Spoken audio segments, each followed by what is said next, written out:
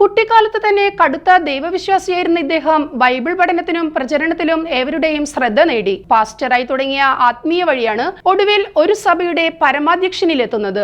Operation മൊബിലൈസേഷനിൽ അദ്ദേഹത്തോടൊപ്പം സേവനമനുഷ്ഠിച്ച German സ്വദേശിനിയായ ഗിസല്ലയെ വിവാഹം ചെയ്തതാണ് സ്വന്തമായൊരു പ്രസ്ഥാനത്തിലേക്ക് തിരിയാൻ യോഹന്നാനെ ആത്മവിശ്വാസം നൽകിയത്. 1978 ഭാര്യയുമായി ചേർന്ന് ടെക്സാസിൽ ഗോസ്പൽ ഫോർ ഏഷ്യ എന്ന സ്ഥാപനത്തിലൂടെയായിരുന്നു തുടക്കം. പിൽക്കാലത്ത് ബിലീവേഴ്സ് ചർച്ച് എന്ന സ്വന്തം സഭയായി ഇത് മാറുകയായിരുന്നു. വർഷങ്ങൾ നീണ്ട വിദേശവാസത്തിനു ശേഷം 1983 കേരളത്തിലേക്ക് തിരിച്ചെത്തുന്നത്. തിരുവല്ല നഗരത്തിന് ചേർന്ന മാഞ്ഞാടിയിൽ ഗോസ്പൽ ഏഷ്യയുടെ ആസ്ഥാനം നിർമ്മിച്ച് പ്രവർത്തനം ആരംഭിച്ചു. ഇക്കാലത്താണ് ആയിരക്കണക്കിന് വിശ്വാസികളെ ആകർഷിച്ച റേഡിയോ പരിപാടിയും ആരംഭിക്കുന്നത്. ഏവരെയും ആകർഷിക്കുന്ന സവിശേഷമായ ശൈലിയിലുള്ള ബൈബിൾ വ്യാഖ്യാനം വിശ്വാസികളുമായി വൈകാരിക ബന്ധം സ്ഥാപിക്കാൻ അദ്ദേഹത്തിന് കഴിഞ്ഞു.